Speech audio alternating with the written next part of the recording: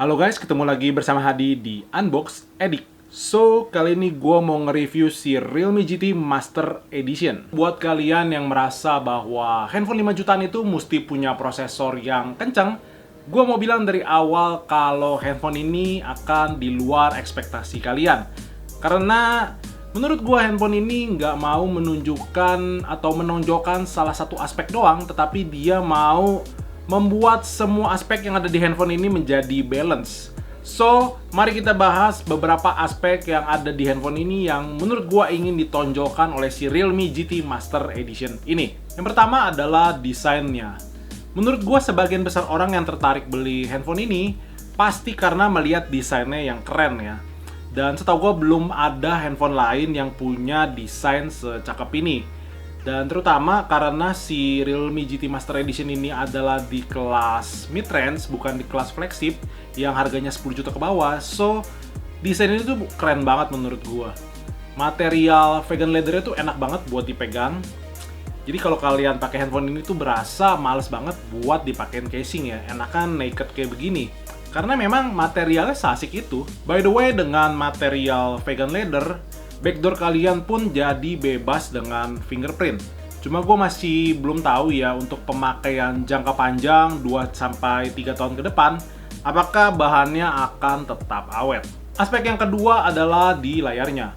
6,34 inch Super AMOLED dengan refresh rate 120Hz itu nyaman banget buat dipakai.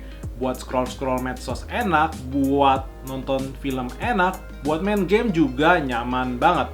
Cuma sampai sekarang gue nggak tahu ya, untuk pelindung kaca di bagian depannya ini tuh masih pakai kaca biasa atau udah pakai Gorilla Glass.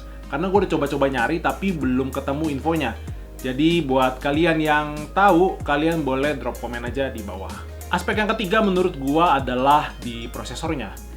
Tadi di awal video gue sempat bilang kalau kalian cari handphone 5 jutaan dengan prosesor yang super ngebut, tentu handphone ini bukan pilihan yang tepat. Tapi untuk masalah prosesor, menurut gue balik lagi kepada cara penggunaan kalian. So far, Snapdragon 778G 5G udah cukup banget memenuhi kebutuhan gue sehari-hari. Ditambah dengan 8GB RAM yang bisa diekspansi lagi dengan 5GB virtual RAM. Ya, kalian nggak salah denger kok. RAM-nya itu bisa diekspansi lagi dengan software bawaan Android 11 dengan Realme UI 2.0. Tapi apakah performa bisa sama dengan RAM hardware? Tentu aja enggak ya. Snapdragon 778G ini kalau dipakai buat chatting, scroll-scroll medsos di refresh rate 120Hz, tentu aja lancar banget.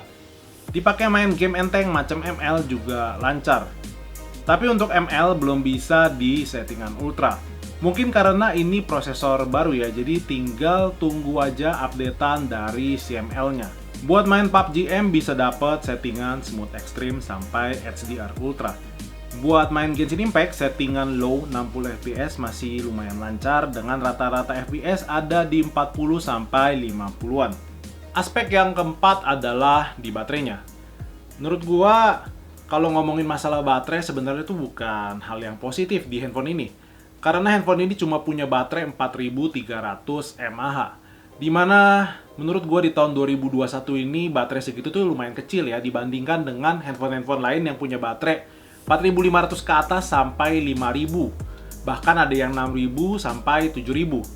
Dan untuk baterai di handphone ini selama gue pakai itu gue dapat screen on time sekitar 4 jam.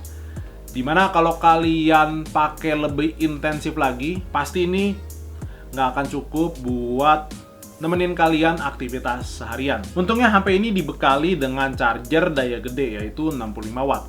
Buat nge-charge handphone ini sampai full cuma butuh waktu 30 menit aja. Aspek yang terakhir tentu aja kamera. Ada 3 kamera belakang, 64 megapiksel untuk lensa utama, 8 megapiksel lensa ultrawide, dan 2 megapiksel lensa makro. Buat kamera depannya ada 32 megapiksel. Jujur, cukup sulit menemukan handphone 5 juta yang kameranya cukup bagus. Tapi menurut gua, hasil kamera si Realme GT Master Edition ini udah cukup memenuhi ekspektasi gua. Hasilnya lumayan bagus, walaupun warnanya terkadang terlihat sedikit lebay ya. Tapi buat di post di medsos, hasilnya menurut gua udah cukup oke.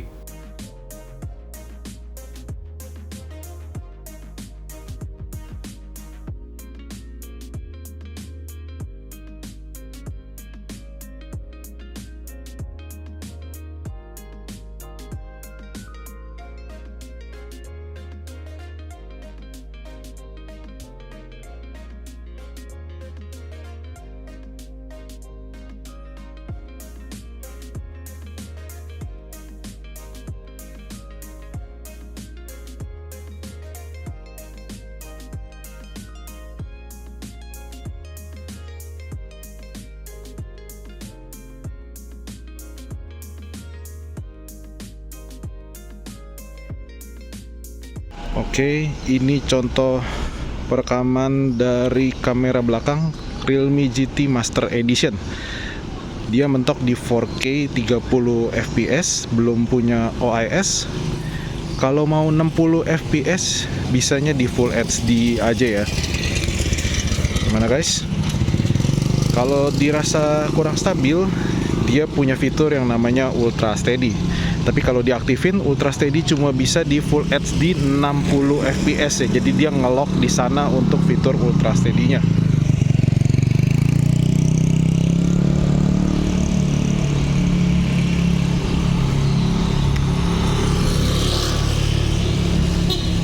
Dan sekarang ini fitur Ultra Steady ya, yang resolusinya itu di lock di Full HD dan 60 fps. Harusnya lebih stabil dari tadi yang 4K ya.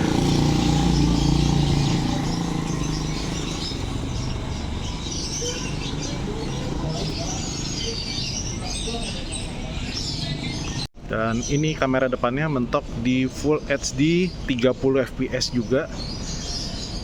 Punya fitur yang namanya Ultra Steady juga, cuma kalau dinyalain dia lebih nge-crop ya. Kalau nggak dinyalain dia lebih wide tapi agak sedikit goyang.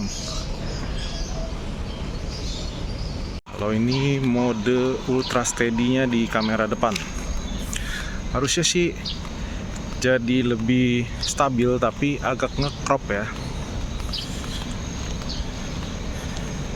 Oke, gimana menurut pendapat kalian hasil kamera belakang dan kamera depannya untuk perekaman video? Silahkan langsung komen aja di kolom komentar di bawah.